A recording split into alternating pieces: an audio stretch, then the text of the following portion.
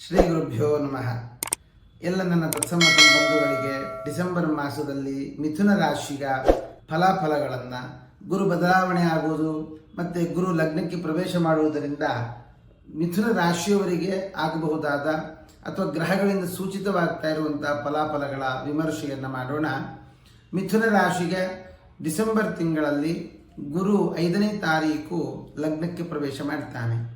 ಲಗ್ನದ ಗೋಚಾರದ ಫಲವನ್ನು ನಾವು ನೋಡುವಾಗ ಹಣಕಾಸಿನ ವಿಷಯದಲ್ಲಿ ತುಂಬ ವೆಚ್ಚ ಆಗುವಂತಹದ್ದು ಅಥವಾ ಒಂದು ನಮ್ಮ ಹೆಸರು ಕೆಡುವಂತಹ ಕೆಲಸಗಳು ಆಗುವಂತಹ ಸಾಧ್ಯತೆಗಳಿದೆ. ಅದರಿಂದ 5ನೇ ತಾರೀಕಿಗಿಂತ ಮುಂಚೆಯೇ ಬರುವಂತಹ ಹನುಮದ್ ವ್ರತವನ್ನು ವಿಶೇಷವಾಗಿ ಆಚರಿಸಿ ಆ ಹನುಮಂತನ ವಿಶೇಷವಾದ ಅನುಗ್ರಹವನ್ನು ಪಡೆದುಕೊಳ್ಳುವುದರಿಂದ ಹಣಕಾಸಿನ ವಿಷಯದಲ್ಲಿ ಬರಬಹುದಾದ ಅಥವಾ ಲಗ್ನದಲ್ಲಿ ಗುರು ಬಂದದ್ದರಿಂದಾಗಿ ಬರಬಹುದಾದ ಕೆಲವು ಅನರ್ಥಗಳು, ಒಳ್ಳೆಯದ್ದು ಇದೆ, ಅನರ್ಥಗಳು ಇದ್ದಾವೆ.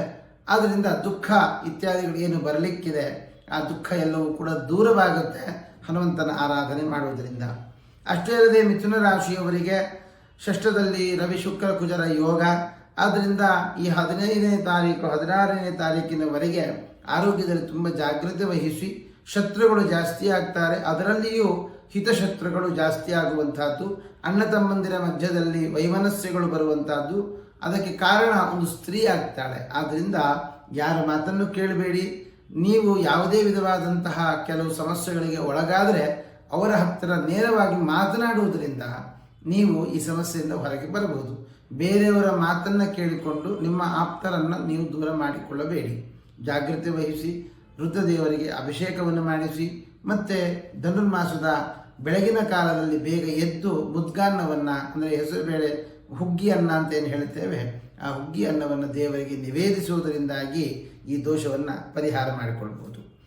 ಇನ್ನು ಪಂಚಮದಲ್ಲಿ ಬುಧ ಇರುವುದರಿಂದಾಗಿ ಮಕ್ಕಳ ವಿಷಯಕವಾದಂತಹ ಕೆಲವು ವೈಮನಸ್ಯಗಳು ಅಥವಾ ಬೇಸರ ಆಗುವಂತಹದ್ದು, ಮಕ್ಕಳು ಮಾತು ಕೇಳ್ತಾ ಇಲ್ಲ ಅನ್ನುವುದರಿಂದಾಗಿ ಮಕ್ಕಳ ವಿಷಯಕವಾಗಿ ಗಂಡ ಹೆಂಡತಿಯರ ಮಧ್ಯದಲ್ಲಿ ಒಂದು ಭಿನ್ನಾಭಿಪ್ರಾಯ ಬರಬಹುದು. ಅದರಿಂದ ಮಕ್ಕಳ ಹೆಸರಿನಲ್ಲಿ ದಕ್ಷಿಣಾಮೂರ್ತಿಯ ಮಂತ್ರದ ಜಪವನ್ನು ಮಾಡಿಸಿ ಅವರಿಗೆ ಕಪ್ಪು ದಾರವನ್ನು ಕಟ್ಟುವುದರಿಂದಾಗಿ ಅಥವಾ ರುದ್ರಾಭಿಷೇಕಾದಿಗಳನ್ನು ನಡೆಸುವುದರಿಂದ ಮಕ್ಕಳ ಮೇಧಾಶಕ್ತಿಯನ್ನು ಉಲ್ಬಣಗೊಳಿಸಬಹುದು.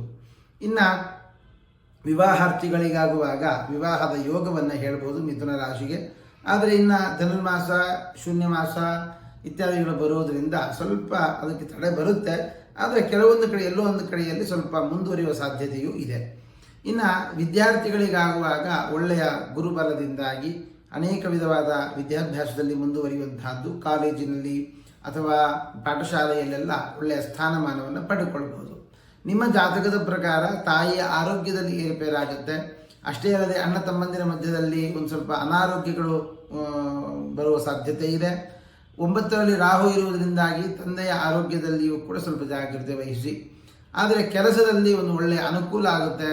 ಚಂದ್ರ ಲಗ್ನದಲ್ಲಿ ಕರ್ಮಸ್ಥಾನದಲ್ಲಿ ಬರುವುದರಿಂದ ಹೊಸ ರೀತಿಯಾದಂತಹ ಕೆಲಸವನ್ನು ಮಾಡಬೇಕು ಅಥವಾ ಹೊಸ ಬಿಸ್ನೆಸ್ಸನ್ನು ಪ್ರಾರಂಭ ಮಾಡಬೇಕು ಅನ್ನುವಂಥ ಯೋಜನೆ. ಅದರಲ್ಲಿಯೂ ಕೂಡ ಯಾರು ಈ ಫುಡ್ ಬಿಸ್ನೆಸ್ಸನ್ನು ಮಾಡ್ತಾ ಇದ್ದೀರಿ ಅಂತಹವರಿಗೆ ವಿಶೇಷವಾದಂತಹ ಅನುಕೂಲಗಳಾಗುವಂಥದ್ದು, ದೊಡ್ಡ ದೊಡ್ಡ ಆರ್ಡರ್ಗಳನ್ನು ತೆಗೆದುಕೊಳ್ಳುವಂಥದ್ದು. ಜೊತೆಗೆ ಈ ಬಟ್ಟೆ ಬಿಸ್ನೆಸ್ ಯಾರು ಮಾಡ್ತಾ ಇದ್ದೀರಿ ಸ್ವಲ್ಪ ಲಾಸ್ ಆಗುತ್ತೆ, ಆದರೂ ಹೆದರುವಂಥ ಅವಶ್ಯಕತೆ ಇಲ್ಲ, ಅದನ್ನು ಮುಂದುವರಿಸಿ, ತುಂಬ ಅನುಕೂಲ ಆಗುತ್ತೆ. ಲಾಭಾಧಿಪತಿಯಾದ ಕುಜ ಷಷ್ಠದಲ್ಲಿ ಸ್ವಕ್ಷೇತ್ರದಲ್ಲಿರುವುದರಿಂದ ಹಣ ಬರುತ್ತೆ, ಹಾಗೆ ಖರ್ಚಾಗ್ತಾ ಇರುತ್ತೆ. ಆದರೆ ಒಂದು ಒಳ್ಳೆಯ ಕೆಲಸಕ್ಕೆ, ಅಂದರೆ ಬರುವಂತಹ ಹಣ ನಿಮ್ಮ EMIಗಳಿಗೆ, ನಿಮ್ಮ ಸಾಲಗಳಿಗೆ ಇದಕ್ಕೆ ಸರಿ ಹೋಗುತ್ತೆ. ಅದು ಎಲ್ಲೂ ಬರಲೇ ಇಲ್ಲಪ್ಪ ಅಂತ ಅನಿಸುತ್ತೆ, ಆದರೆ ನಿಮ್ಮ ಸಾಲ ಕಡಿಮೆ ಆಗಿರುತ್ತೆ. ಇದೇ ನಿಮ್ಮ ಲಾಭ ಈ ಮಾಸದಲ್ಲಿ. ವ್ಯಯಾಧಿಪತಿಯಾದಂತಹ ಶುಕ್ರನು ಅಲ್ಲೇ ಇರೋದ್ರಿಂದ ದುಪ್ಪಟ್ಟು ಖರ್ಚಿಗೆ ಹೋಗಬೇಡಿ ಮಿಥುನ ರಾಶಿಯವರು. ಆದಷ್ಟು ಸಿಂಪಲ್ ಆಗಿ ಎಷ್ಟು ಕಡಿಮೆ ಖರ್ಚು ಮಾಡಲಿಕ್ಕಾಗುತ್ತೋ ಅಷ್ಟು ಕಡಿಮೆ ಖರ್ಚನ್ನು ಆಲೋಚನೆ ಮಾಡಿ. ಅವರು ನೋಡ್ತಾರೆ ಅಥವಾ ಅವರು ಇನ್ನೇನೋ ಮಾತನಾಡ್ತಾರೆ ಅನ್ನೋ ದೃಷ್ಟಿಯಿಂದ ನೀವು ದೊಡ್ಡ ಮಟ್ಟದ ಮೊತ್ತವನ್ನು ಖರ್ಚು ಮಾಡಿ ಗ್ರ್ಯಾಂಡ್ ಆಗಿರಬೇಕು, ದೊಡ್ಡವರನ್ನು ತೋರಿಸಿಕೊಳ್ಳಬೇಕು ಅನ್ನುವಂತಹ ಯೋಚನೆಗೆ ಹೋಗಬೇಡಿ. ಅದರಿಂದ ಅನೇಕ ಅನರ್ಥಗಳನ್ನು ಎದುರಿಸಬೇಕಾಗುತ್ತೆ. ಗುರುಬಲವು ಚೆನ್ನಾಗಿದೆ, ಜೊತೆಗೆ ಲಗ್ನಕ್ಕೆ ಗುರು ಪ್ರವೇಶ ಮಾಡೋದ್ರಿಂದಾಗಿ ಆಗುವ ಸಮಸ್ಯೆಗಳು ಹೇಳಿದ್ದೇನೆ.